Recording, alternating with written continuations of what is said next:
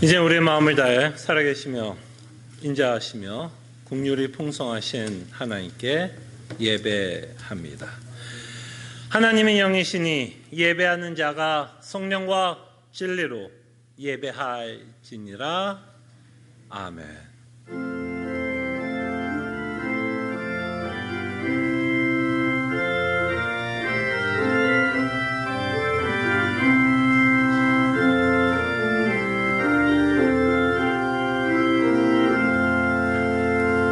우리에게 믿음을 주시사 예수 그리스도를 믿게 하시며 구원의 길로 걷게 하심에 감사드립니다.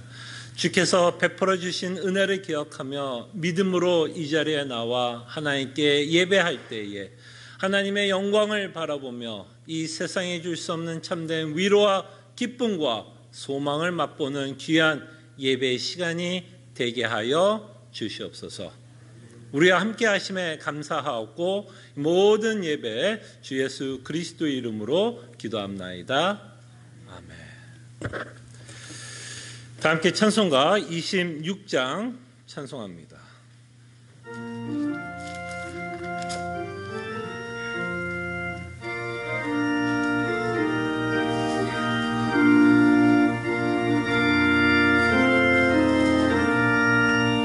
그새 주를 아는 이들 찬송하고 찬송하세. 먼 곳들과 힘 다하여 경배 드리세. 주를 알지 못한 이들 주가 친히 인도하사 그의 피로 구속하니 찬송 모르세. 약한 사람 도움마다 시험 중에 참게 되니 모든 죄를 이기림은 없는 분이라. 진리 대신 우리 주는 영원토록 변함없네. 성도들아 주를 믿어 길이 섬기세.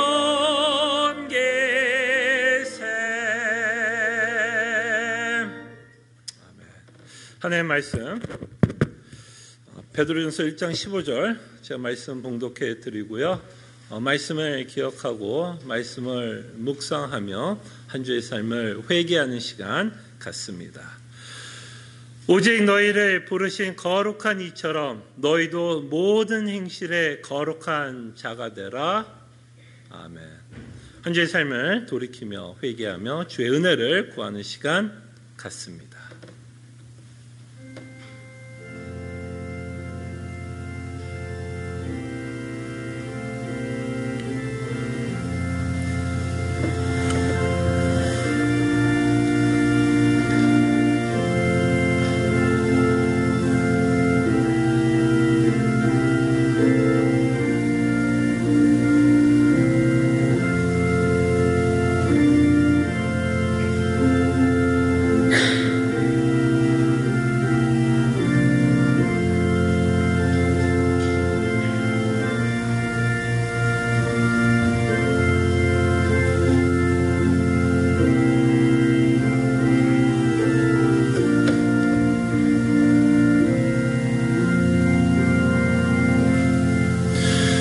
예수 그리스도의 피로 말미암아 우리를 거룩한 자로 불러주심에 감사드립니다. 그래서 거룩한 자의 삶을 이제부터 저희들로 살아가게 하여 주시옵소서. 거룩한 삶을 살아가는 것이 얼마나 영광스러운 일이며 이것이 하나님을 얼마나 기쁘시게 하는지를 저희들로 하여금 깨닫게 하여 주시사 주께서 원하는 삶을 매일매일 결심하며 헌신하며 결단하며 살아가는 주의 백성 되게 하여 주시옵소서. 감사하고 살아계신 예수 그리스도의 이름으로 기도합나이다. 아멘. 함께 일어나셔서 찬송가 286장 찬송합니다.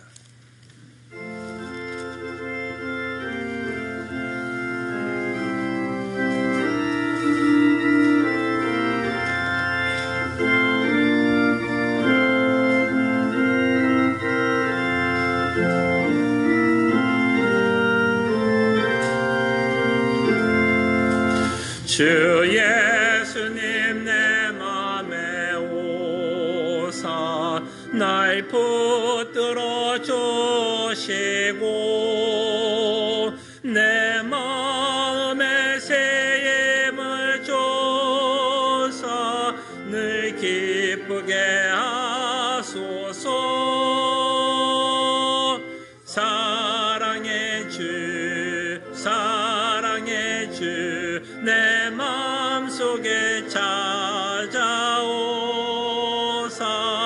내 모든 죄 사하시고 내 상한 맘 고치소서. 주 예수님 내 맘에 오사 내 소원 다하시고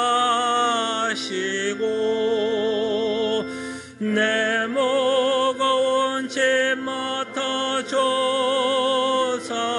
참 평안케 주소서. 사랑의 주 사랑의 주 내 마음속에 찾아오사 내 모든 죄 사하시고 내 상한 맘 고치소서. 주 예수님 내 맘에 오사 날 정결케 하시고 그 은혜를 내 맘에 채워 늘 충만케 하소서. 사랑의 주 사랑의 주 내 마음속에 찾아오사 내 모든 죄 사하시고 내 상한 맘 고치소서. 주 예수님 내 맘에 오사 내 길 인도하시고 주 성령을 내 맘에 채워 늘 충만케 하소서. 사랑의 주 사랑의 주 내 마음속에 찾아오사 내 모든 죄 사하시고 내 상한 맘 고치소서.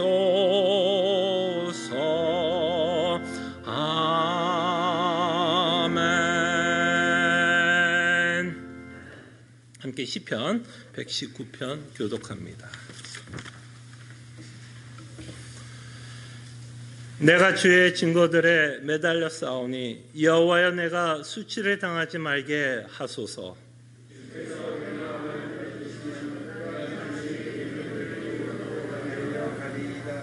여호와여 주의 율례들의 도를 내게 가르치소서. 내가 끝까지 지키리이다.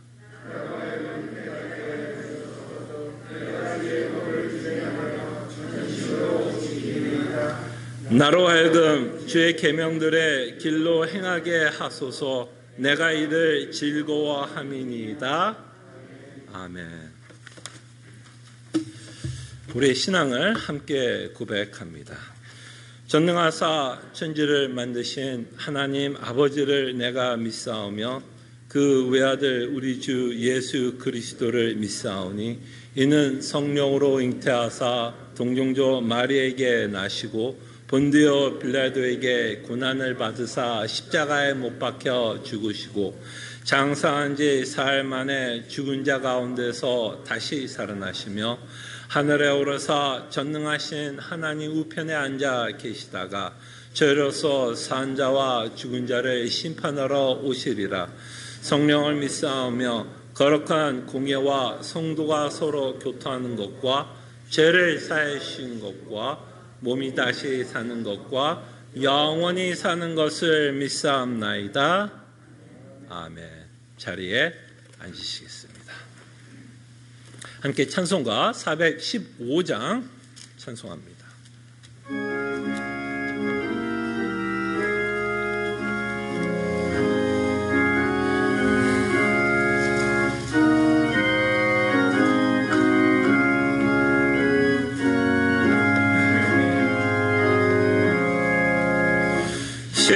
십자가 그늘 아래 나시기 원하네. 저 햇빛이 뜨겁고 또 짐이 무거워 이 광야 같은 세상에 늘 방황할 때에 주 십자가의 그늘에 내 싣고 찾았네. 내 눈을 밝게 떠서 저 십자가 보일 때 날 위해 고난 당하신 주 예수 보인다.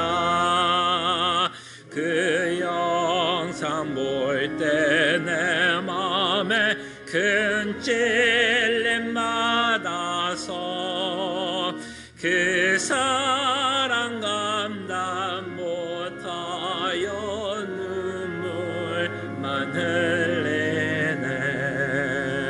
십자가 그늘에서 나 길이 살겠네. 나 사모하는 광채는 주 얼굴뿐이라. 이 세상 나를 버려도 나 두려움 없네. 한량 없는 영광은 십자가뿐이라. 아멘.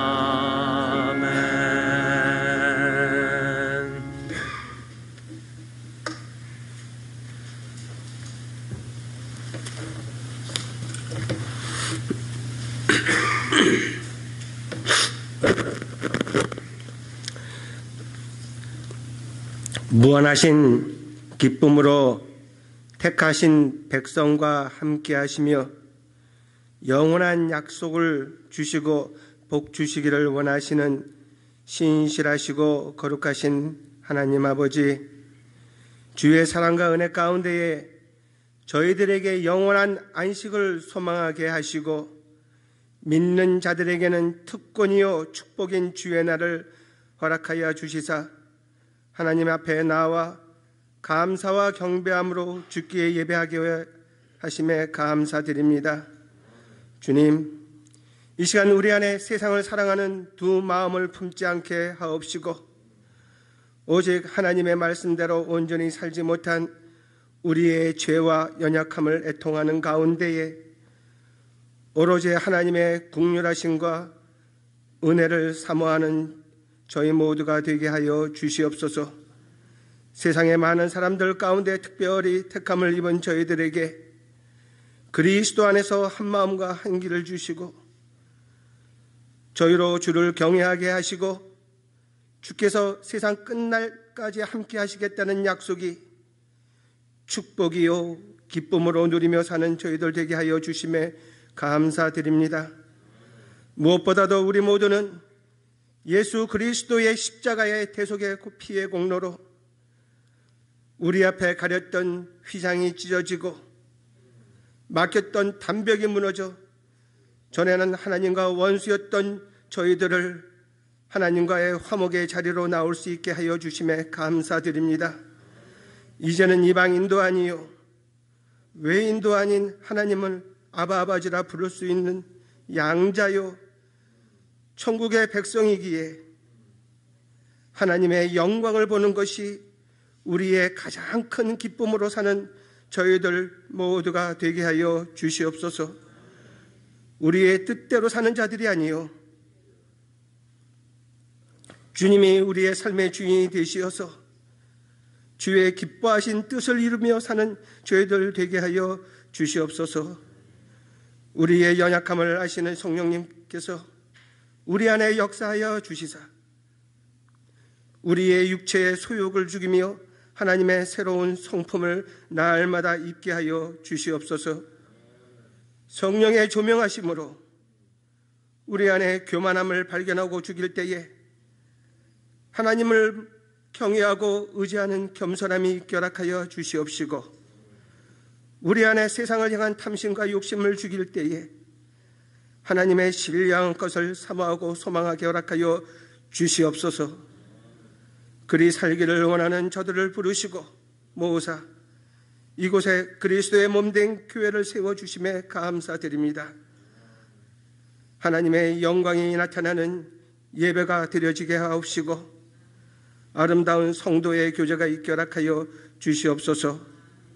늘 말씀을 사모하는 가운데에 그 말씀과 일치하는 순종의 삶, 믿음의 삶을 사는 저희 모두가 되게 하여 주시옵소서. 또한 우리의 입술을 열어 세상의 복음을 증거하는 증인의 삶을 살게 하여 주시옵소서. 주님, 저희 교회를 포함한 복음을 사랑하는 세상에 흩어진 주의 교회들을 지켜주시되 캄보디아 선교지, 카자흐스탄, 오지에서 말씀을 전하는 선교사님들을 지켜주시옵시고 특별히 교육관에서 자녀들과 함께 예배하며 주의 말씀을 가르치는 교사들의 수고와 헌신을 기억하여 주시고 늘 바른 복음 안에서 큰 기쁨과 위로가 저들 모두에게 있게 하여 주시옵소서. 오늘 말씀을 전할 주의 종과 함께 허락하여 주시사 영육간의 강건함을 허락하여 주시고 담대함으로 복음의 비밀을 전할 때에 하나님의 영광이 나타나고 그 영광을 보는 우리 모두에게는 참 기쁨이 있게 허락하여 주시옵소서. 이 모든 말씀 우리 주 예수 그리스도의 이름으로 기도드리옵나이다. 아멘.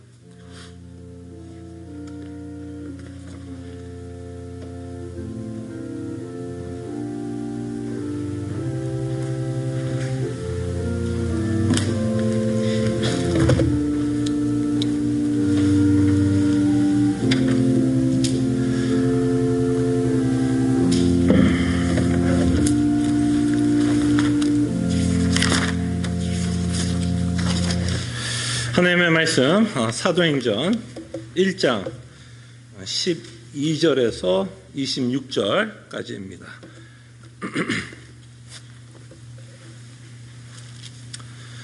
사도행전 1장 12절에서 26절 하나님의 말씀이 이러합니다. 제자들이 감람원이라는 하는 산으로부터 예루살렘에 돌아오니 이 산은 예루살렘에서 가까워 안식일에 가기 알맞은 길이라. 들어가 그들의 유하는 다락방으로 올라가니 베드로, 요한, 야고보, 안드레와 빌립, 도마와 바둘라메, 마테와 및 알페오의 아들 야고보, 셀루신 시몬, 야고보의 아들 유다가 다 거기 있어 여자들과 예수의 어머니 마리아와 예수의 아우들과 더불어 마음을 같이하여 오로지 기도에 힘쓰더라. 모인 무리의 수가 약 120명이나 되더라. 그때 베드로가 그 형제들 가운데 일어서서 이르되 형제들아 성령이 다윗의 입을 통하여 예수 잡는 자들의 길잡이가 된 유다를 가리켜 미리 말씀하신 성경이 응하였으니 마땅하도다. 이 사람은 본래 우리 수 가운데 참여하여 이 직무의 한 부분을 맡았던 자라. 이 사람이 불의한 싹스로 밭을 사고 후에 몸이 곤두박질하여 배가 터져 창자가 다 흘러나온지라. 이 일이 예루살렘에 사는 모든 사람에게 알리지어 그들의 말로는 그 밭을 아갈디마라 하니 이는 피밭이라 뜻이라. 시편에 기록하였으되 그의 거처를 황폐하게 하시며 거기 거하는 자가 없게 하소서 하였고 또 일렀으되 그의 직분을 타인이 취하게 하소서 하였도다. 이러므로 요한의 세례로부터 우리 가운데서 올려져 가신 날까지 주께서 우리 가운데 출입하실 때에 항상 우리와 함께 다니던 사람 중 하나를 세워 우리와 더불어 예수께서 부활하심을 증언할 사람이 되게 하여야 하리라 하거늘 그들이 두 사람을 내세우니 하나는 바시바라고도 하고 별명은 유두스라고 하는 요셉이요 하나는 matti아라. 그들이 기도하여 이르되 무사람의 마음을 아시는 주여 이 두 사람 중에 누가 주님께 택하신 바 되어 봉사와 및 사도의 직무를 대신할 자인지를 보이시옵소서. 유다는 이 직무를 버리고 제 곳으로 갔나이다 하고 제비 뽑아 matti아를 얻으니 그가 11 사도의 수에 들어가니라. 아멘. 오늘 본문을 통해서 저희들이 좀 생각해 보고 싶은 것은 저희들이 이제 사도행전을 통해서 예수 그리스도의 교회를 계속해서 저희들이 살펴보게 될 것입니다. 그럴 때 오늘 이 본문은 이 사도행전에서 앞으로 우리에게 끊임없이 보여줄 예수 그리스도의 교회가 어떤 모습으로 나타나는지에 대한 예고편으로 여러분들이 이 본문을 좀 봤으면 합니다. 그러니까 이 안에는 사실은 오늘 우리가 보고 있는 이 본문 안에는 교회가 어떤 모습을 갖추고 있어야 하는지를 사실은 저희들에게 보여주게 되고 그 교회의 모습들이 이제 사도행전을 통해서 계속해서 저희들이 보게 될 것입니다. 그래서 교회 예고편으로 좀 생각해 봤으면 합니다. 예고편이라고 제가 말씀은 하고 있지만 사실은 이 본문을 통해서 우리가 좀 우리 자신에게 또는 우리 교회에게 적용을 한다면 이 예고편을 통해서 이 시애틀 남포 제1장로교회가 추구해야 할, 그죠? 추구해야 할 교회의 모습을 우리는 이 본문을 통해서 보았으면 하고 여러분들도 이 교회가 이 말씀대로 세워지는 교회가 될 수 있도록 끊임없이 교회를 위해서 여러분들이 기도해야 할 거라 생각을 합니다. 다시 말씀드려서 이 본문을 통해서 하나님이 기뻐하는 교회는 어떤 교회인가? 예수님이 원하시는 교회는 어떤 모습을 갖추고 있어야 하는 교회인가를 오늘 본문을 통해서 여러분들과 함께 좀 살펴보려고 하겠습니다. 자, 그럴 때 몇 가지의 특징이 이 본문을 통해서 나타납니다. 주부에 보면 제가 좀 간략적으로 여러분들과 함께 살펴볼 예수 그리스도의 교회가 갖춰야 될 특징을 좀 요약해서 써놨는데요. 그 내용을 중심으로 오늘 본문을 살펴보겠습니다. 예수 그리스도의 교회는 당연히 예수님이 머리가 되십니다. 이 예수님이 머리가 되신다라는 말은 예수님이 왕이시오 주님이시다라는 의미를 갖고 있는 비유의 의미입니다. 그래서 예수 그리스도의 교회는 머리가 예수님이 되시기 때문에 몸인 교회는 예수님께 순종하는 교회가 되어야 합니다. 너무 당연한 이야기죠, 사실은. 예수님께 순종해야 하는 교회가 됩니다. 그럴 때 예수님은 이 사도들, 이제 사도가 될 사람들이 이제 제자들에게 이렇게 명령을 하고 있었던 걸 기억합니다. 4절에 보면 주보에도 기록하고 있지만 이들에게 명령을 합니다. 승천 후 어떤 일이 벌어질 것이기 때문에 명령합니다. 사도와 함께 모이사 그들에게 분부하여 이르시되 예루살렘을 떠나지 말고 내게서 들은 바 예수 아버지께서 약속한 것을 기다리라. 그때 우리 여러분 4절 여러분 기억나시죠? 4절에서 왜 예수님이 이들에게 흩어지지 말고 예수님 그 예루살렘에 머물 것을 말씀하시면서 이들의 기억은 어땠을까요? 예루살렘이 그렇게 좋은 기억으로 남았던 동네였을까요? 아니면 아픔과 실망과 절망이 남아 있었던 동네였을까요? 이들에게 예루살렘은 그렇게 좋은 기억만이 남아 있는 곳은 아니었습니다. 그가 섬겼던 예수님이 죽었던 도시이기도 하고 그 죽으심을 바라봤던 제자들은 어떻게 했죠? 다 뿔뿔이 흩어졌어요. 이게 뭐지? 이게 뭐지? 그 절망과 실망한 가운데 이들은 뿔뿔이 흩어졌던 동네였습니다. 그렇기 때문에 이들에게는 이 예루살렘이라는 이 도시가 그렇게 좋은 기억으로 남아있지만은 않습니다. 그렇게 좋은 기억으로 남아있지 않는 사도들 또는 제자들에게 예수님이 지금 이제 명령을 하죠. 남아있어라, 흩어지지 마라. 하나님께서 아버지께서 약속하신, 우린 이미 알죠, 누군지. 성령 하나님을 줄 것을 약속하고 있습니다. 그럴 때 이들은 어때요? 이들에는 어쩌면 갈등이 있을 수도 있죠. 여기에 계속 남아있어야 하는가? 남아있어야 하는가? 그러나 이제는 이 제자들이 조금씩 변하고 있는 모습들을 저희들이 보게 되고 이들은 예수님이 명령하고 있는 그 명령에 순종하며 예루살렘에서 예수님이 말씀하신 대로 성부 하나님이 주실 최고의 선물 가운데 하나인 성령 하나님을 지금 기다리고 있습니다. 그때 예수 그리스도의 교회는 예수님에게 순종하는 교회다라는 것을 저희들이 보게 되고 남포제일장로교회가 추구해야 하는 것이 있다면 당연히 이 교회의 머리이신 예수님에게 순종합니다. 그때 여러분들은 저에 대한 순종은 아닙니다. 그죠? 저에 대한 순종이 아니라 예수님에 대한 순종. 목사에 대한 순종이 아니라 예수님에 대한 순종. 바로 교회가 끊임없이 추구해야 할 모습이라는 것을 저희들은 이 본문을 통해서 보게 됩니다. 그리고 교회는 각계 전투하는 곳이 아닙니다. 독불 장군으로 혼자서도 참 잘해요 라는 곳이 아닙니다. 교회는 공동체로 함께합니다. 공동체로 함께합니다. 이게 굉장히 중요한 내용입니다, 여러분. 공동체로 함께. 지금 사도들만 모이지 않고 120명이 함께 모여있는 곳이라는 것을 좀 보셨으면 합니다. 그래서 예수님이 머리이지만 또한 우리는 몸입니다. 몸에는 여러 지체들이 있습니다. 그 지체가 하나의 몸을 이룹니다.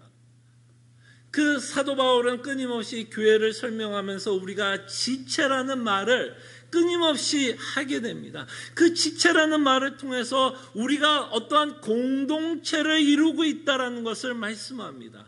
그렇게 예수님이 머리시고 우리가 몸이라면 우리는 다 함께 그리스도와 연합되어 있는 공동체입니다.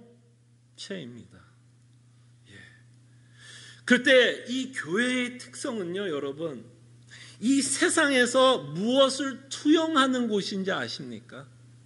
무엇을 비추는 곳인지 아십니까? 교회는 하나님의 나라를 비춰주는 조직체입니다. 유기체이기도 하죠. 몸이기 때문에. 그러나 조직체입니다. 하나님의 나라. 여러분들이 영원히 살 하나님의 나라를 보여주는 곳이 교회입니다.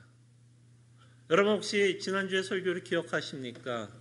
우리는 분명히 위의 것을 바라보면서 산다라고 제가 여러분들에게 말씀을 드렸습니다.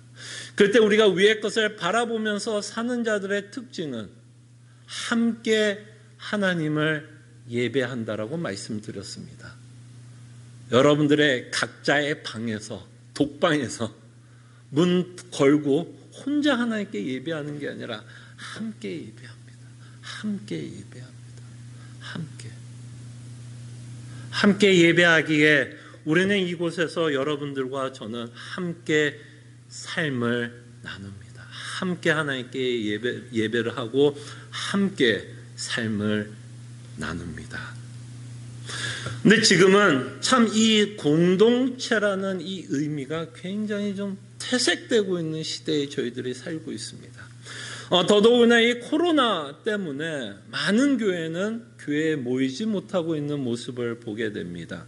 물론 저희 교회는 예외죠. 감사하게도 저희 교회는 본당이 넓어서 그나마 소셜 디스턴스를 좀 가지면서 예배할 수 있는 상황이기 때문에 그나마 우리는 일주일에 한 번씩 여러분들의 얼굴을 이렇게 얼굴과 얼굴을 맞대면서 예배하게 돼서 참 감사하지만 많은 교회들은 지금 일반적으로 거의 다 온라인으로 예배를 하고 있습니다.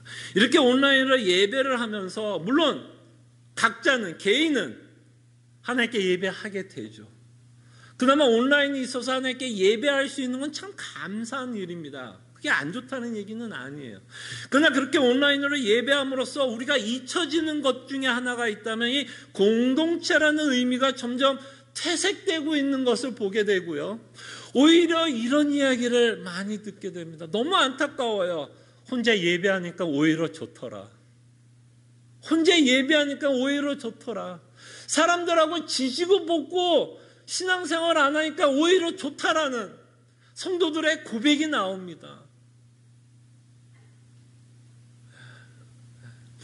그래서 요새 신조어도 아닌 것 같아요. 요새 쓰는 말 중에 이런 말도 있습니다. 가나안 성도. 여러분 들어보셨어요? 가나안 성도? 예. 이게 가나안 성도가 사실 조금 월드 플레이죠. 말장난인데 이 가나안의 성도를 거꾸로 읽으면 무슨 말이죠? 안 나가 성도입니다. 안 나가 성도. 안 나가 성도. 어디 안 나가는 거예요? 교회 안 나가는 거예요. 교회 안 나가는 거예요. 근데 저는 한편으로 안 나가는 성도들, 가나안 성도들을 이해를 못하지는 않습니다. 어느 정도는 이해가 돼요. 목사님 지금 하시는 말이 뭔가 조금 모순된 말씀하니까 목사님 지금 공동체로 함께 해야 한다고 그렇게 소리 지르면서 이 가나안 성도를 목사님 이해한다고요? 그들이 떠난 이유들이 참 안타까워요. 교회의 비리, 목사님들의 비리, 장로님들의 비리, 모범적이지 않는 교회의 모습들, 행각들, 행위들, 세상보다도 더 세속화되고 있는 교회의 모습들, 세상보다 더 탐욕스럽고 더 탐심이 가득한 교회를 보면서 성도들은 교회를 떠나는 모습을 보게 됩니다. 교회 지도자들을 보면서 실망과 절망하는 것 때문에 교회를 떠나는 모습도 있지만 또 한편으로는 성도들과 부딪히면서 성도들에게 상처를 받으면서 내가 굳이 이 교회를 나갈 필요가 있어. 내가 하나님 앞에서만 바로 쓰면 되지. 맞아요. 그 말이 틀리자는 말은 아닙니다. 내가 하나님 앞에서 신앙생활 잘하면 되지. 내가 하나님께 온라인이든 인터넷으로 예배하면 되지. 그게 틀리다는 말은 아니지만 하나님이 우리를 그렇게 부르지 않았다라는 게 우리가 좀 초점을 맞췄으면 합니다. 그것이 우리에게 편할 수는 있어요. 사람들 안 보고. 더 안타까운 건요. 요새 왜 반려견들을 많이 키우는지 아세요? 개들을 키우고 고양이를 키우고. 이렇게 펫을 키우는 이유가 말대꾸를 안 해서 키운대요. 말대꾸를 안 하니까 걔는 말대꾸 안 하잖아요. 그만큼 인간과 부딪히는 게 싫은 거예요, 그냥.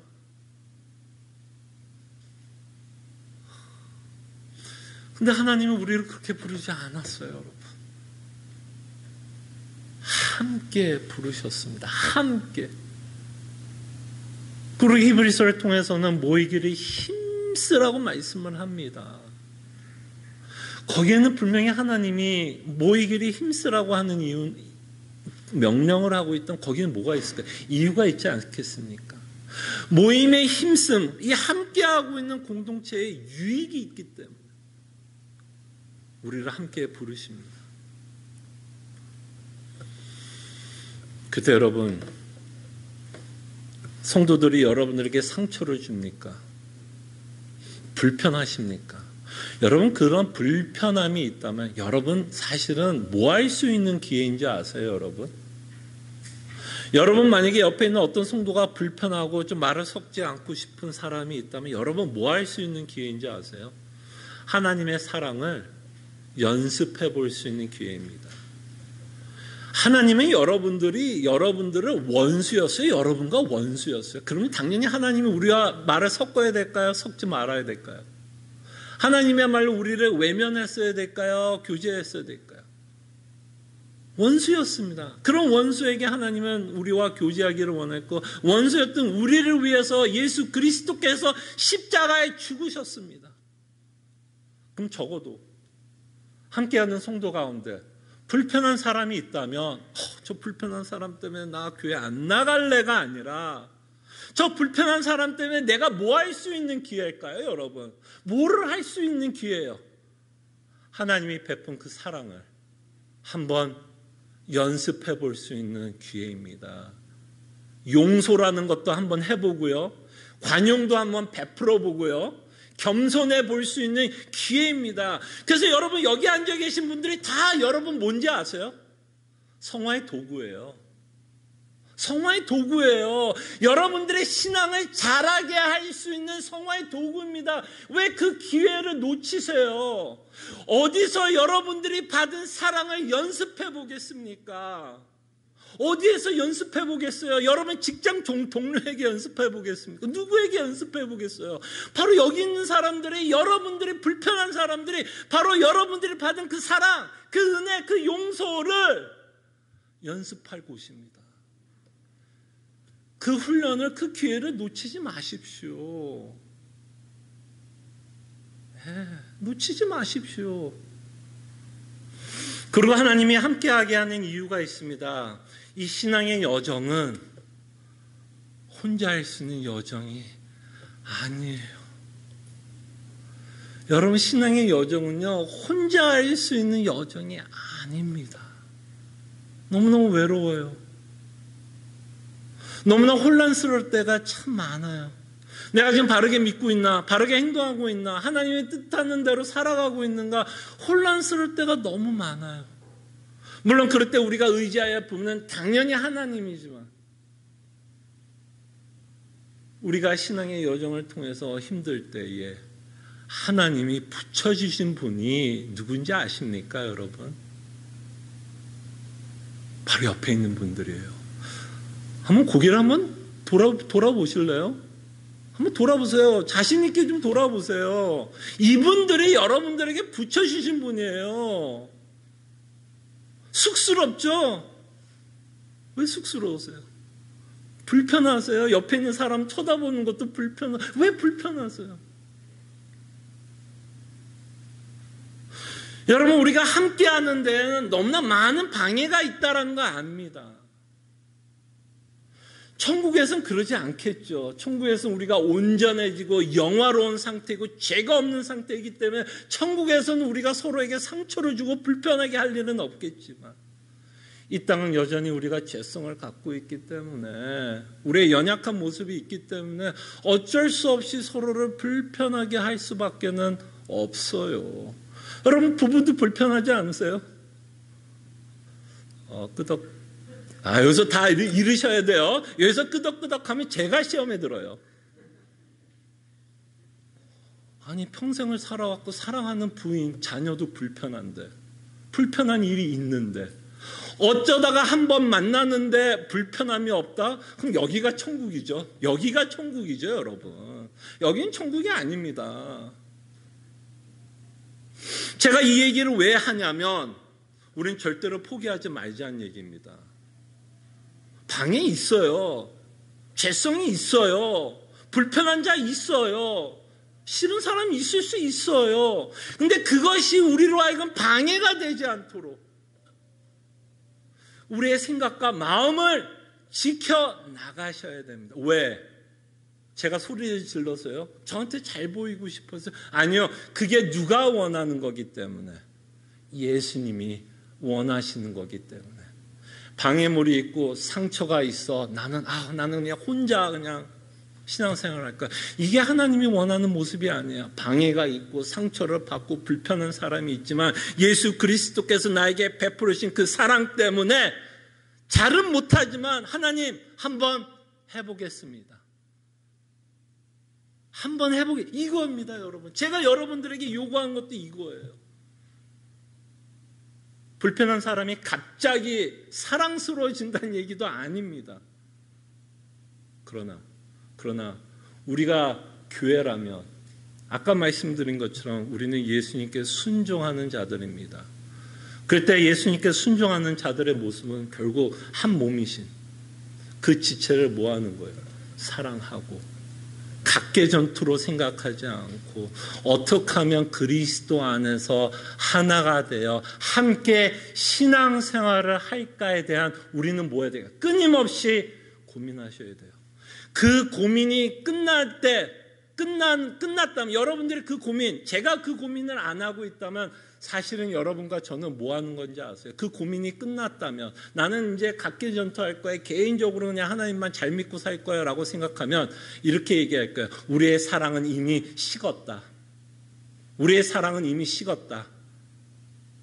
사랑하기 때문에 뭐 하는 건지 고민하는 거예요. 사랑하기 때문에 이런 여러 가지 방해물 가운데 어떻게 하면 그래도 하나님이 원하는 그 사랑을 베풀면서 살아갈까를 고민하게 됩니다. 이 고민마저도 우리가 하지 않는다면 이미 우리는 사랑이 없는 교회가 되는 겁니다. 그때 여러분, 하나님이 요구하는 건 함께 공동체라는 것을 잊지 말아주시고 우리가 함께 지켜나가야 할 것, 포기하지 말아야 될 것, 잘 안 되기 때문에 포기하는 것이 아니라 끊임없이 그리스도의 사랑을 의지해서 하나님이 주신 공동체 안에서 그리스도의 사랑을 어떤 모습으로도 표현해 나갈 수 있는 교회가 되기를 소원합니다. 또한 교회가 해야 할 일에 대해서 소개를 하고 있습니다. 이렇게 함께 모인 공동체가 지금 하고 있는 여러 가지 일들이 이 가운데 기록되어 있는데요. 그 중에 하나가 모여 힘써 기도하고 있는 모습을 보게 됩니다. 기도하고 있는 모습을 보게 됩니다. 자, 이런 구체적인 내용은 우리가 사도행전 2장을 통해서 이제 정말 오순절 사건과 성령의 강림하심과 많은 사람들이 회개하면서 이제 정말 초대교회의 모습을 저희가 이제 2장 후반부, 아마 40절 정도 후반부에 보면 이들이 모여서 하는 일 중에 가장 중요했던 일이 여러 가지가 있지만 이들은 모여서 전혀 기도에 힘쓰고 있는 모습을 보게 됩니다. 오늘도 이 본문을 통해서 이 120명들이 모여서 지금 예수님이 명령한 그 명령대로 성령 하나님을 기다리고 또 기대하면서 지금 하나님께 기도하고 있는 모습을 보게 됩니다. 그래서 이 교회가 추구해야 되는 것은 전혀 기도에 힘써야 된다는 것을 우리가 보게 됩니다. 그럴 때 많은 신학자들은 이 기도를 이렇게 설명을 합니다. 은혜의 수단으로 설명을 합니다. 은혜의 수단. 이 은혜의 수단이라는 말이 조금은 이상하게 여러분들에게 좀 들릴 수 있을지 모르지만 어려운 내용이 아닙니다. 은혜의 수단이 뭐냐면 하나님이 우리에게 어떤 수단을 주셨는데 어떤 도구를 줬는데 이 도구를 보편적으로 일반적으로 사용을 하면 하나님의 은혜를 받을 수 있다라고 말씀을 합니다. 그래서 그 중에 하나가 기도예요. 기도를 통해서 하나님이 나와 함께하고 있음을 직접적으로 간접적으로 경험하게 되고 또 하나의 수단을 하나님이 주셨는데 그것은 말씀입니다. 이건 너무 당연한 말이죠. 하나님이 일반적으로 모든 성도들에게 주었던 수단 가운데 도구 가운데 이 말씀을 가지고 하나님의 은혜를 받을 수 있는 것으로 우리에게 말씀하십니다. 그 다음에 마지막으로 은혜의 수단은 성례입니다. 근데 놀라운 것은 저희들이 사도행전 2장을 통해서 사도들과 함께 모여있는 이 초대교회의 모습 가운데 이 은혜의 수단을 다 사용하고 있는 것을 보게 됩니다. 사도의 가르침을 받고 있는 모습을 보게 되고요. 전혀 기도에 힘쓰고 있는 모습을 보게 되고요.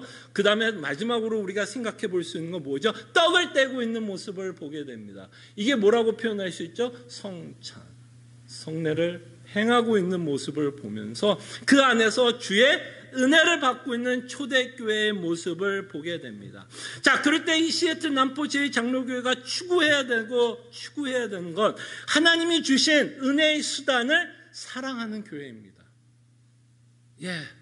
은혜의 수단을 사랑하는 교회. 즉 뭐예요? 말씀을 사모하고 기도를 사모하고 그 다음에 우리에게 주신 성례를 우리는 사모하는 교회가 되어야 할 것입니다.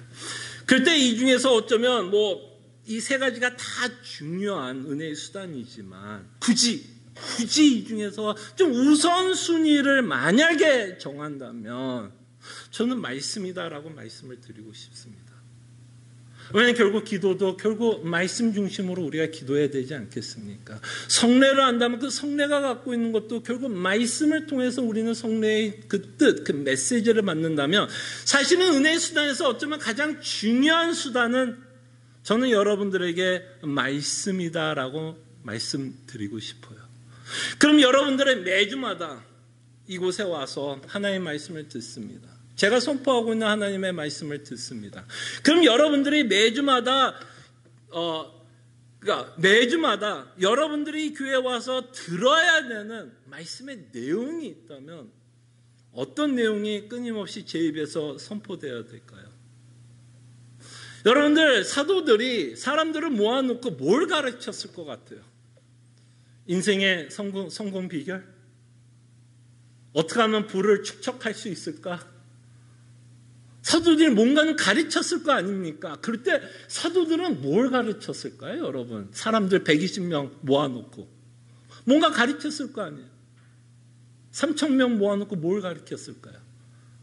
당연히 그들이 믿은 예수 그리스도와 예수 그리스도의 복음을 가르치지 않았겠습니까?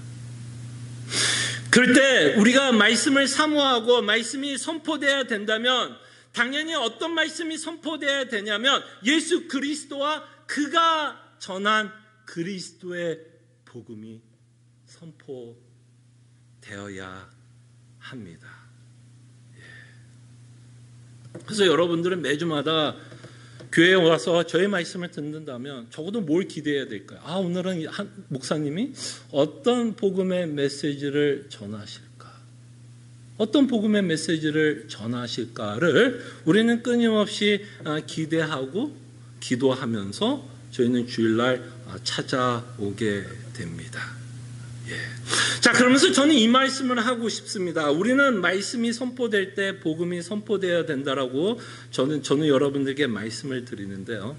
이 복음이 선포되는 것과 함께 두 가지를 좀 말씀을 드리고 싶습니다. 이 복음이 선포되면 어떤 일이 벌어져야 될까요? 믿는 일이 벌어져야 될까요? 거부가 되는 일이 벌어져야 될까요?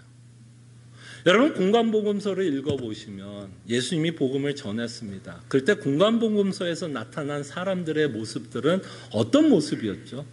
예수님의 말씀에 순종하고 믿었던 자들을 많이 봅니까? 아니면 예수님이 말씀을 전할 때 거부하고 논쟁하고 핍박하고 죽이려고 했던 사람들을 많이 봅니까?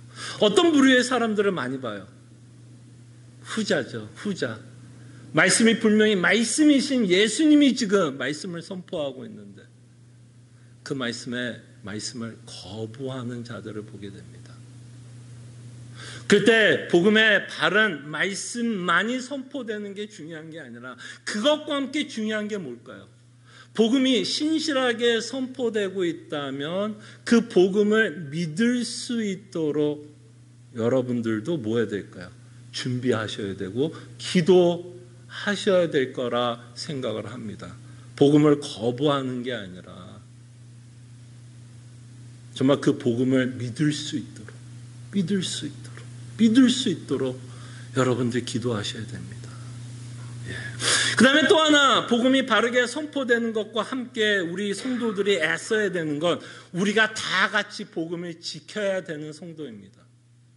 다 같이. 저만 복음을 사랑하고 선포하고 당에만 복음을 지켜나가는 게 아니라 여러분들도 저와 함께 여러분들도 당회와 함께 복음을 지켜주셔야 돼요. 왠지 아십니까? 왠지 아십니까? 여러분들이 갈라디아서에 보면 사도 바울이 끊임없이 논쟁했던 자들이 있는데요. 다른 복음을 전했던 자들이 있습니다. 왜곡된 복음을 전하는 자들이 있습니다. 그럴 때 지금 우리가 살고 있는 21세기에도 이단적인 가르침이 있고요. 바르지 않는 복음을 전하시는 분들이 있고요. 왜곡된 복음을 전하는 목사가 있을까요? 없을까요? 있습니다. 그럴 때 복음을 지킨다라는 의미는 그런 다른 복음, 왜곡된 복음을 여러분들이 들을 때 뭐 할 수 있는 능력이 있어야 지킬까요? 분별할 수 있는 능력이 있어야 지킵니다. 제 말도 맞고, 그죠? 제 말도 맞고, 분명히 다른 복음을 전하고 왜곡된 복음을 전하는 목사님의 말씀도 맞다고 여러분들이 믿어버리면 그는 복음을 지키는 게 아니라 사실은 잘못된 복음도 믿고 있다라는 내용 아닐까요? 그럴 때 이 교회가, 그죠? 이 교회가 올바르게 복음이 선포되기 위해서는요, 여러분들이 복음을 지켜주셔야 돼요. 여러분들이 매주마다 뭘 기대해야 되면 하면서 와야 될까? 복음 많이 전해져야 된다라는 그런 각오를 갖고 오셔야 됩니다. 그래야 복음을 지킬 수 있어요. 그럴 때 이 일은 지도자들만이 하는 일이 아니라 우리가 함께 복음을 지켜 나가야 합니다. 그래야 이곳에서, 이 시애틀 남포제의 장로교회에서 끊임없이 복음이 선포될 수 있습니다. 그래서 그 일을 위해서 여러분들은 복음을 알아가셔야 되고, 복음이 왜 중요한지를 아셔야 되고, 또한 복음만이 내가 살 길이라는 고백이 있어야 되고, 복음만이 나의 참된 위로와 기쁨이라는 고백이 있어야 다른 복음을 들을 때 그걸 뭐 할까요? 분별하고 그것이 아니다라고 우리는 감히 말하게 됩니다. 그래서 저희 교회는 복음을 사랑하는 교회가 되었으면 해요. 정말 복음을 사랑하는, 예수 그리스도만을 자랑하는 교회, 말씀만을 사모하는 교회.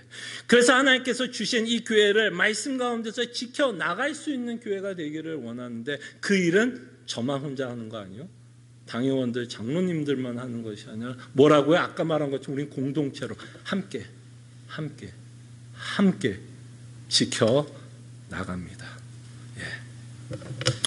그리고 또 하나의 특징을 보게 되는데요. 드디어 이제 이 제자들이 말씀을 가지고 자신들이 처한 문제들을 좀 해결해 가고 있는 모습을 저희들이 보게 됩니다.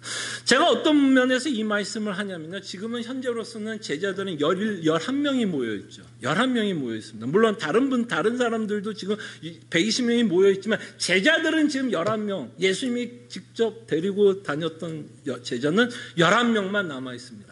근데 여러분 한번 생각해 보세요. 자, 여러분들이 어쨌든 지금 성령 하나님을 기다리기 위해서 지금 이 120명 가운데 앉아있는 자라고 여러분 생각해 보세요. 여러분들이 그 자들이에요. 그리고 여러분들이 그 제자 중에 하나라고 생각을 합시다. 여러분들이 한 명이에요. 그럼 여러분들이 어떤 질문이 생길 수 있을까요, 여러분? 어떤 질문이 생길 수 있을까요? 누구에 대한 질문이 생길 수 있을까요?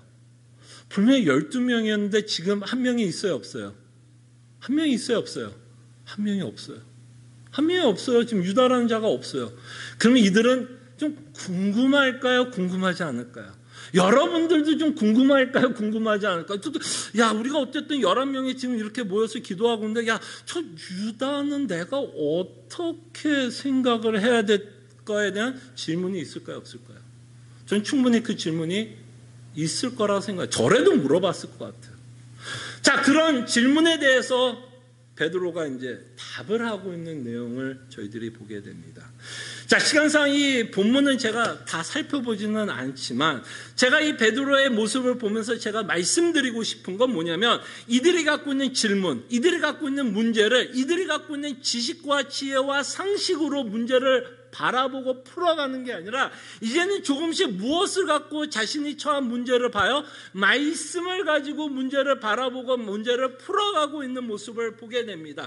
그래서 베드로는 시편을 인용하면서 어떻게 유다를 해석해요? 시편을 인용하면서 원래 이런 일이 일어날 것을 이미 하나님이 시편을 통해서 말씀하고 있었다라고 말씀합니다. 그러니까 이 일에 우리가 놀랄 일이 아니다. 하나님은 이미 이 일이 있을 것을 말씀하고 있었고 그 일이 지금 이루어지고 있다라고 말씀을 하고 있습니다. 그 내용이 지금 베드로가 유다에 관한 내용에 대한 말씀을 하고 있습니다. 자, 그것과 함께 우리가 나중에 조금 더 생각해 볼 수 있는 것은 베드로와 이 11제자가 왜 한 명을 세운지 아세요? 야, 그래도 11명이라는 숫자보다는 그래도 12 숫자가 낫지 않겠나. 라서 뭐 짝수가 더 좋지, 홀수보다는 짝수가 더 좋지 않아서 12, 이게 아니에요. 분명히 성경에는 한 명을 세우라고 말씀을 하고 있습니다. 그 시편을 인용하면서 한 명을 대체할 것을 말씀하고 있기 때문에 그 말씀에 이들은 지금 순종하면서 한 명을 더 세우고 있는 것을 보게 됩니다. 이건 정말 여러분, radical, 정말 완전 반전이 있습니다. 드디어 이들은 교회로서 하나님을 믿는 자로서 예수를 믿는 자로서 자신의 인생과 자신의 처한 문제들을 자신이 갖고 있는 어떤 생각과 지식과 전통에 의해서 문제를 풀어가는 것이 아니라 이제는 말씀 중심으로 하나님께서 주신 예수 그리스도의 피로 산 교회를 지금 뭐하고 있는 것? 운영하고 있는 모습을 저희들이 보게 됩니다. 그래서 말씀 중심으로 교회를 세워가고 있다는 것을 여러분들이 본문을 통해서 좀 보셨으면 합니다. 자, 그럴 때 가끔 우리가 새로운 교회를 찾을 때 여러분 새로운 교회를 찾을 땐 어떤 기준으로 새로운 교회를 찾습니까? 뭐 여러 가지 이유가 있겠지요. 근데 그 중에 하나가 아마도 새로운 교회를 찾을 때 이왕이면 가까운 교회를 찾으려고 하는 것 같습니다. 맞죠? 이왕이면 가까운 데가 좋겠죠. 뭐 1시간을 운전하고 2시간을 운전해서 주일 예배를 한번 해야 된다면 그거는 매주마다 부담이 얼마나 되겠습니까? 그래서 우리는 교회를 찾는 데 있어서 그 기준 중에 하나가 내 집과 가까운 집으로 찾으려고 합니다. 네, 그것도 뭐 틀리다고 말하고 싶지 않는데 제가 이 말을 하는 이유는요, 교회는요, 뭐에 가까운 교회를 찾아야 되는지 아세요? 거리상 가까운 교회를 찾는 게 아니라 교회가 얼만큼 성경과 가까이 있는 교회를 찾으셔야 됩니다. 교회가 얼만큼 성경과 가까이 있는 교회를 찾으셔야 돼요. 거리상으로 가까운 교회를 찾는 게 아니라 얼만큼 가까운지. 정말 이 교회가 말씀을 가지고 말씀이 중심이 되어 말씀의 권위에서 이 교회가 운영되고 있는지, 예수님이 원하는 교회의 모습을 갖추고 있는지, 그것이 우리가 교회를 찾아야 되는 기준이 됩니다. 그럴 때 이 베드로는 이제서 그 말씀 중심으로 교회를 이끌어가고 있는 모습을 볼 때에 이 시애틀 남포 제2장로교회의 가장 큰 권위는 제가 아닙니다. 당회도 아니에요. 가장 큰 권위는 하나님의 말씀입니다. 그리고 그 말씀에 저도 순종해야 되고요. 당회도 그 말씀에 순종해야 합니다. 그때 여러분들이 찾아야 되는 교회는 그런 교회예요. 저 목사가 말씀에 순종하고 있는가? 저 당회가 하나님께 말씀에 순종하고 있는가? 바로 그것이 우리가 추구해야 할 교회 모습입니다. 왜냐하면 많은 경우가 우리도 알게 모르게 있는 전통이 권위가 될 때가 많아요. 교회는 이래야 될 것 같고 저래야 할 것 같은 우리가 자라왔던 전통이 권위를 가질 때가 참 많습니다. 그래서 우리는 이런 말도 좀 불편하실 수 있는 분도 있을 것 같아요. 목사의 권위가 중요한 게 아니라 말씀의 권위가 중요하다라고 말씀하면 이 말이 왜 불편하게 들릴 수 있냐면 나는 평생 자라왔을 때 누가 권위 있다라고 배웠어요. 목사가 권위 있다라고 배워왔고 그렇게 신앙생활, 교회생활을 했기 때문에 뭔가 말씀이 중심이 돼야 되고 말씀이 권위가 있다라고 이야기를 하면 조금 그게 어떻게 들릴 수 있을까요? 좀 불편하게 들릴 수 있습니다. 그 불편하면 말씀에 의해서 불편함이 아니라 내가 자라왔던 그 전통 때문에 불편해질 수 있다는 겁니다. 그때 여러분, 이 전통이 무섭습니다. 여러분, 이 전통이 때로는 권위가 있을 때가 참 많아요. 내가 그렇게 자라왔기 때문에 그거를 말씀 가운데 끊임없이 분별하고 내가 전통에 권위를 주고 있는지 아니면 하나님의 말씀에 권위를 주고 있는지 우리는 끊임없이 이 교회는 살펴보고 교회를 세워 나가야 할까라 생각을 합니다.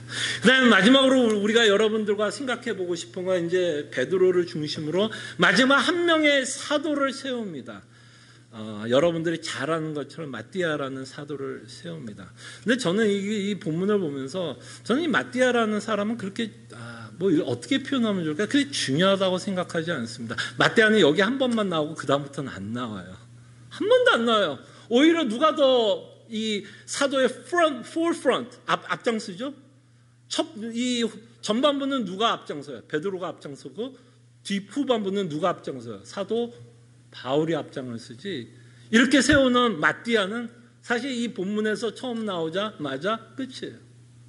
그때 저는 이 마띠아라는 인물보다는 저희가 조금 더 관심을 좀 갖고 보기를 원하는 건 이 사도를 세우는 자격에 대해서는 조금 더 고민을 해보고 싶습니다. 사도를 세우는 자격. 그럴 때 이 사도행전을 보면요, 앞으로 무엇을 보게 되면 지도자들을 세우는 모습들을 보게 됩니다. 사도는 지금 없습니다. 그러니까 지금은 뭐 일반 교회에서 사도를 세울 일은 없겠지만 이 사도행전을 통해서 끊임없이 교회의 지도자를 세우는 모습들을 보게 됩니다. 그 중에 여러분들이 가장 잘 아는 7 집사의 이야기도 살펴볼 겁니다. 어떤 이유로 이 7 집사를 이제 세우고 있는 모습을 저희들이 이제 보게 될 텐데 이들은 아무나 세우지는 않았어요. 뭐 교회 생활 오래 했다고, 그죠? 오래 했다고, 그래 너 그 집사해, 너 뭐 장로해 이러지 않습니다. 그들은 어떠한 자격을 갖고 어떤 기준을 갖고 지도자를 세우고 있다라는 것을 저희들이 보게 될 때에 특별히 이 사도라고 하는 이 직분에 대한 자격에 대해서는 베드로가 이런 식으로 말하죠. 우리와 함께한 자. 그 다음에 제가 보기에는 가장 중요한 이 사도의 조건 가운데 어떤 자를 세우기를 원하냐면 예수님의 부활을 증언하는 자. 굉장히 중요한 자격이다라고 생각을 합니다. 자, 여기 예수님의 부활을 증언했다라는 말에는 참 여러 가지 의미가 있을 것입니다. 첫째는 아마 육체적으로 정말 육신의 눈으로 예수님이 부활하셨다는 것을 본 자들을 사도로 세웠던 것 같아요. 그죠? 분명히 예수님이 육신으로 부활을 하셨고 40일 동안 지금 뭐하고 계세요? 승천 전에 하나님의 일에 관해서 지금 설명하고 있고 가르치고 있지 않습니까? 그래서 그 부활을 목격한 자들이 사도의 조건을 갖고 있다라고 말씀을 합니다. 근데 여러분들과 함께 제가 계속해서 말씀을 드리는 것처럼 이 역사적인 사건을 믿는다라는 것도 중요합니다. 그러나 더 중요한 내용이 있다라고 여러분들에게 말씀을 드렸죠. 이 역사적인 사건을 육체의 눈으로 보는 것보다 더 중요한 건 뭐예요? 이 부활이 갖고 있는 메시지. 그죠? 예수님이 부활을 한 건 그냥 육체가 살아났다라는 의미가 아닙니다. 거기에는 뭐예요? 우리의 구원을 설명하고 있고요. 복음의 완성을 설명하고 있고요. 더 이상 우리가 죄가 사해졌다는 걸 말씀하고 있고요. 예수님의 부활은 이제는 그리스도로 말미암아 우리가 의롭다함을 받을 수 있는 모든 근거를 마련했다라는 의미를 예수님이 부활하셨다라는 의미에 담겨져 있습니다. 그렇기 때문에 이 사도의 조건은 그냥 예수님이 밥을 먹었다, 나와 함께 대화했다, 함께 잠을 잤다, 40일 동안 이게 아니라 부활을 증언한 자들은 뭐예요? 그 부활이 갖고 있는 메시지를 명확하게 믿고 있는 자. 왜? 사도가 하는 일 중에 가장 중요한 일이 뭐예요? 가르치는 일 아니겠습니까? 예수 그리스도가 누구시고 복음을 가르쳐야 되는 자가 이 부활의 의미를 모르고서 뭘 가르쳐요? 그냥 육체적으로 그냥 살아났다? 그냥 기적 베풀었다? 와, 하나님은 대단한 그냥 전지전능하신 분이다? 그것도 가르쳐야 될 내용이겠지만 그것보다 더 중요한 내용은 그 전지전능하신 하나님이 우리의 구원을 완성하셨다. 그 메시지를 전해야 하기 때문에 그 부활이 갖고 있는 진정한 메시지를 이 사도들은 당연히 깨달아야 됩니다. 가르쳐야 되기 때문에. 그런데 우리는 여러분들과 제가 이 복음에 대해서 이런 오해가 없었으면 좋겠습니다. 이 복음이 그냥 지식적 뭐라고 표현하면 좋을까요? 지식적 동의로만 끝나지 않았으면 좋겠어요. 예수님이 십자가에 죽으셨다, 부활하셨다, 내 죄를 사했다. 이거는 뭐예요? 복음의 지식적인 내용입니다. 근데 이것도 중요하지만 더 중요한 내용은 뭐냐면 그래서 so what? 여러분, 복음을 지식이라고 표현하지 않고요. 복음을 복된 소식이다라고 말을 합니다. 그죠? 복된 소식이죠. 복음이라는 의미가. 그러면 이 소식 때문에 나에게 뭐를 줄까요? 이 소식으로 말미암아 내 안에 복되다라는 그 생각이 드는 거죠. 다시 말씀드리면 이 복음이 정말 우리의 생각과 마음과 우리의 삶에 실질적인 영향이 있기를 바라는 겁니다. 그래서 이 복음이 정말 여러분들에게 기쁨이 되었으면 좋겠어요. 여러분들에게 소망이 되었으면 좋겠고요. 여러분들에게 위로가 되었으면 좋겠어요. 근데 정말 여러분, 우리 교인들은 이런 분들은 정말 없기를 바라면서 제가 말씀을 드립니다. 목회를 하다 보면 가장 안타까운 모습이 뭔지 아세요? 가장 안타까운 모습은 복음을 믿으면서 그 복음이 주는 위로를 받지 못하는 분들이 저는 가장 안타까워요.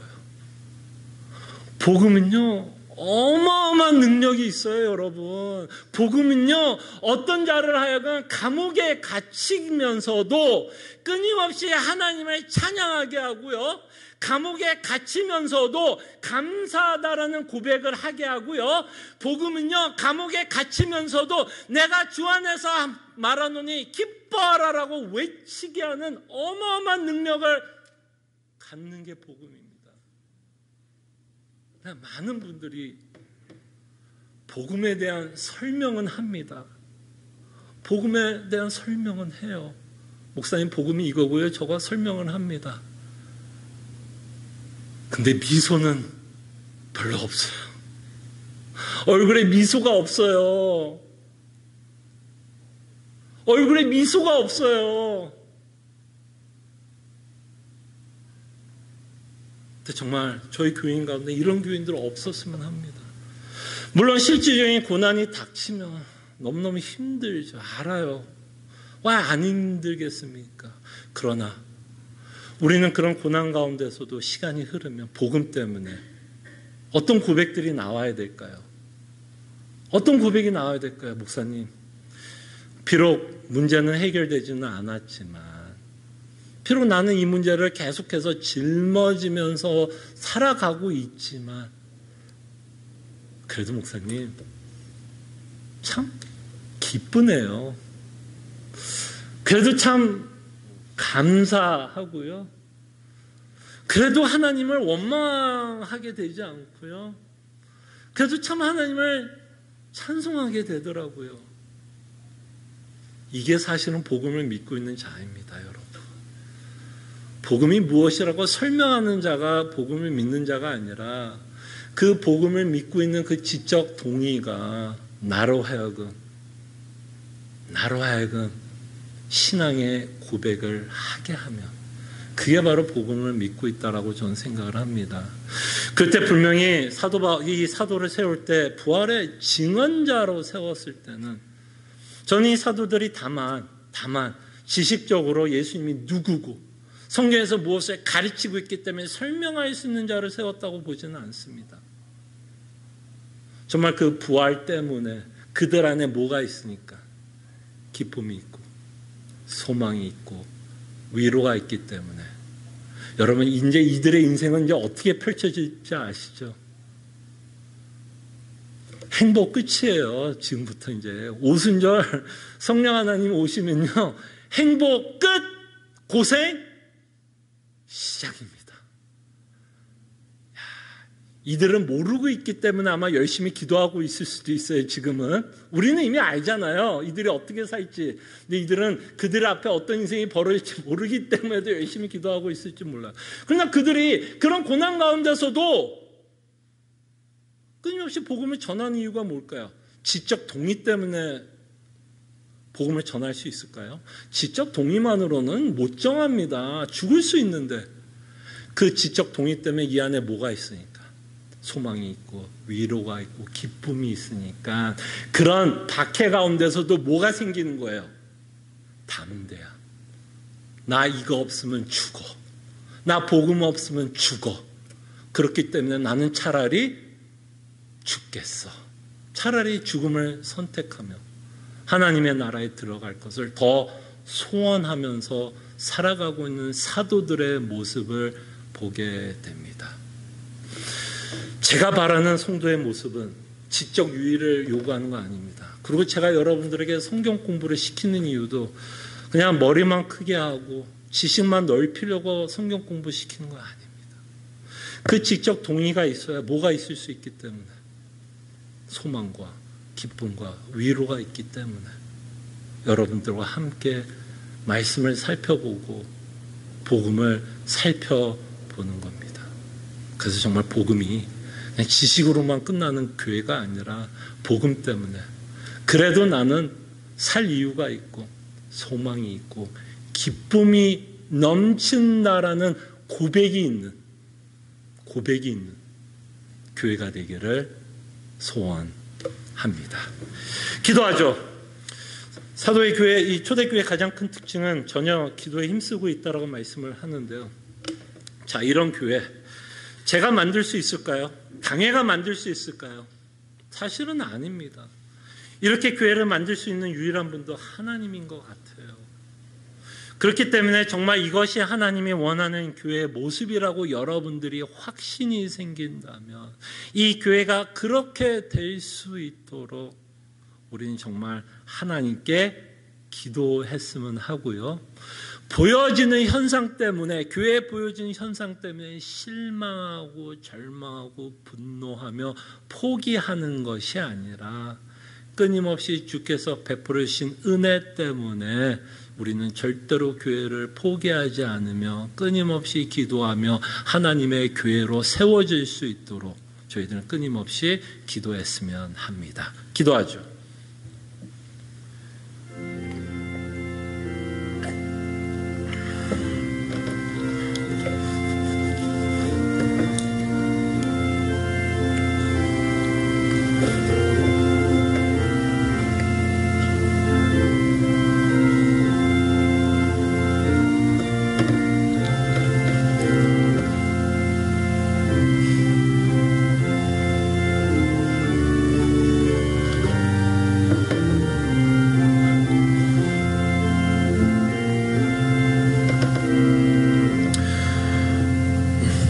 주님의 말씀이 날쌘검처럼 살아 운동력이 있어 우리의 골수를 쪼개시며 하나님이 원하시는 교회로 이 교회가 세워질 수 있도록 우리에게 말씀하심에 감사드립니다.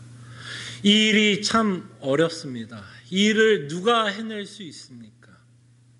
그러게 우리는, 이 교회는 겸손하게 무릎을 꿇고 하나님께 기도하며 주께서 이 교회를 보존 유지해 주실 것을 위해서 기도하며, 참으로 이것이 하나님이 원하시는 교회라면 이 교회가 이 일을 위해서 부득불 노력하며 하나님의 말씀이 중심이 되어 하나님이 원하는 교회로 세워질 수 있도록 우리가 최선을 다할 수 있도록 주님 은혜를 베풀어 주시옵소서. 감사하고 살아계신 예수 그리스도의 이름으로 기도합나이다. 아멘. 다 함께 일어나셔서 찬송가 216장 찬송합니다.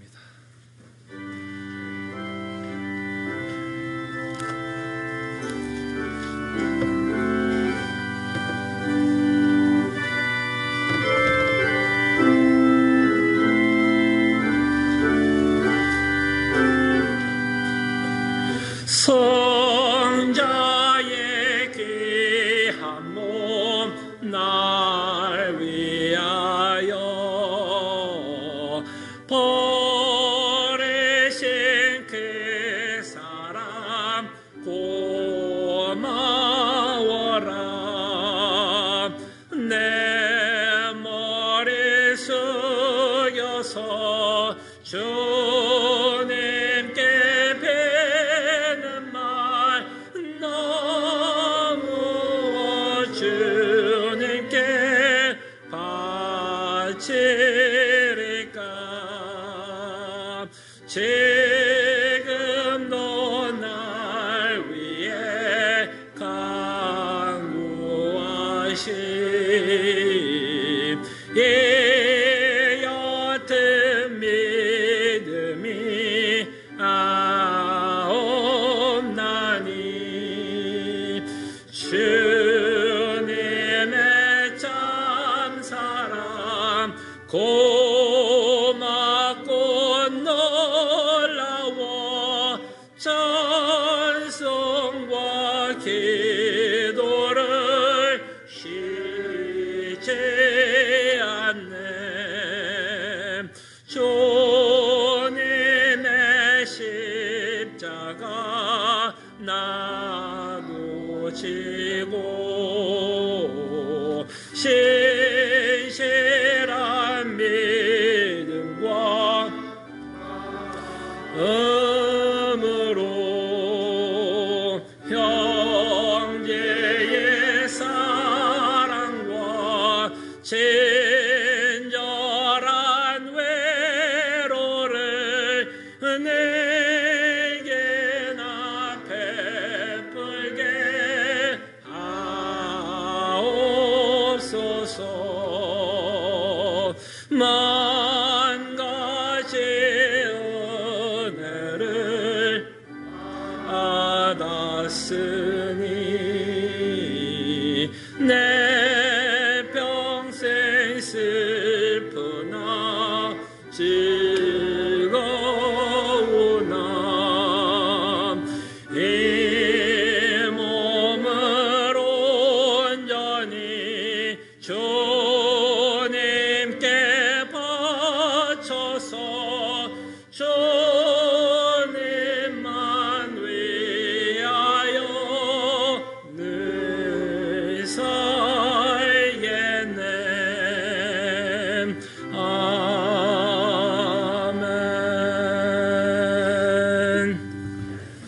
하나님의 백성들이여, 하나님이 주시는 축복의 말씀, 위로의 말씀, 소망의 말씀 믿으시기를 바랍니다. 소망의 하나님이 모든 기쁨과 평강을 믿음 안에서 너에게 충만하게 하사 성령의 능력으로 소망이 넘치게 하시기를 원하노라. 아멘.